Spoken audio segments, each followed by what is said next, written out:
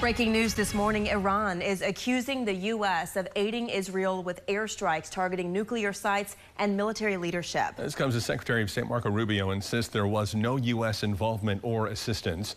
Israel now under a state of emergency this morning after Iran retaliated by launching more than 100 drone strikes into Israeli airspace. Israel responded to that attack with another round of bombings targeting Iranian air defenses around 3:30 this morning our time.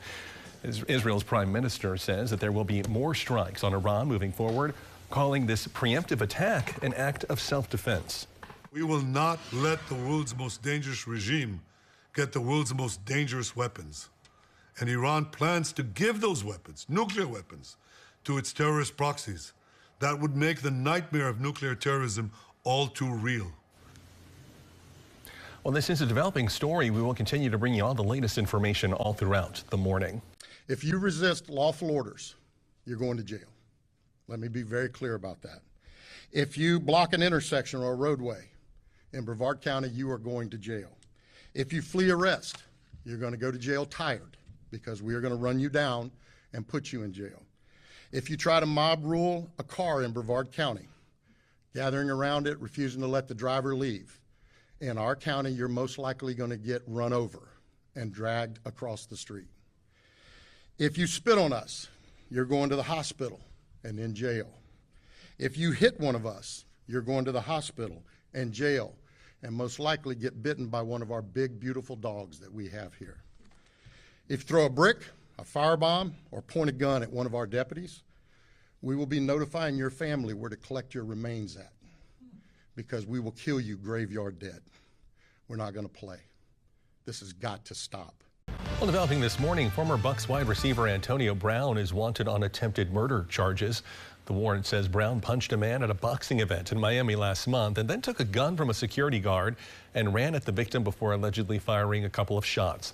Now, Brown previously claimed that he was jumped and detained by police before they let him go. Thanks, Jeff. New information tonight about a Pinellas County businessman accused of taking over $120 million, money that was set aside to help the disabled. The attorney representing the alleged victim says that Leo Gavone has not paid a single penny in penalties for those missing millions. And while Gavone has yet to explain what happened to all of that money, he walked out of court, as you saw there, a free man again this morning. News Channel 8's Ty Russell was in the courtroom today. He joins us in studio. And Ty, I know you had a chance to speak with some family members, and they are clearly frustrated. That's exactly right, Keith. And while Leo Gavone did turn over some additional documents this morning, the attorney representing those who lost millions says it's still not enough. Now, Judge Roberta Colton will decide if Gavone should face a criminal contempt of court charge. But while the judge thinks it over, Gavone again, as you can see here, walked free, and his alleged victims were powerless to do anything but watch. Is this fair, what just happened today? The delays, the constant delays? Question after question. Victims want to know, are you doing this on purpose? Leo Gavone had no response. Mr. Gavone, you're awfully quiet. Why is that? Gavone walked by Teresa Schlosser, who drove from Fort Myers on behalf of her daughter, Sarah Hall, who was left disabled after a car crash in 2000. Another delay, no action. How are you feeling right now? Aggravated. If I had done what he did, I'd be in jail. Schlosser had to cough up $100 to hire private care for her daughter. She says that's money that should be used in other ways to care for her daughter. Our children are suffering without food, without medicine, without supplies. The frustration boiled over. Schlosser's other daughter ran after Gavone in her flip-flops to verbally express her frustration. She said the Pinellas County businessman had nothing to say in return. But if he did say something, Schlosser said she wanted to hear this. I'm sorry that I failed to be a man. Because that's what he did. Yeah, don't wake up. Money from a lawsuit after Hall's crash was placed in Gavone's now bankrupt Center for Special Needs Trust Administration. And he's not living in our children's shadow to know what they go without because of what he's done. In January, federal bankruptcy judge Roberta Colton found Gavone liable for taking $120 million from hundreds of disabled people. Then in May, he was in contempt of court orders over missing financial documents. Mr. Gavone, how are you paying for your attorney? As the judge reviews financial records and considers whether to recommend criminal charges, the Schlosser family must wait longer as they seek accountability through the courts. The way the court system is set up is not for the victims. It is for people just like him to use our money to politically cover his. And it's unclear tonight when Judge Colton will make her ruling regarding contempt charges against Leo Gavone. In the meantime, some victims continue to ask about the possibility of criminal charges. 8 on Your Side has learned that the FBI, SEC, and the IRS are all investigating Gavone, but there's still no word from the Department of Justice on when or if he will ever face any charges for those missing millions. Boy, it's taking time to play Definitely. out, that's for certain.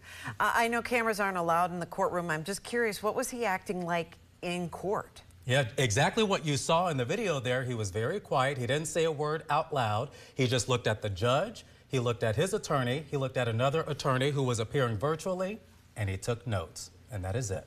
And he wasn't talking to the daughter either. Nope. She didn't say what he said or what she said to her. You don't know what she asked him? Well, she was just saying how that basically that she was very frustrated. Yeah. That he did that to their family. So she wanted an answer. Yeah, that's tough. All right, thank you. Yeah. Also new tonight, St. Pete City Council approved its Disaster Recovery Action Plan. And it will allocate nearly $160 million to help residents rebuild over the next 6 years. News Channel 8's Nicole Rogers joining us live in St. Petersburg. She has more details on where all of this money is going to go. Keith, Jen, good evening. So here's the thing. We finally have the approval for this plan. It's headed to the federal government for their approval. But in the meantime, we were able to get some questions answered on where exactly all this money is going to go and how it could help St. Pete residents. What is this going to do for the people of St. Pete?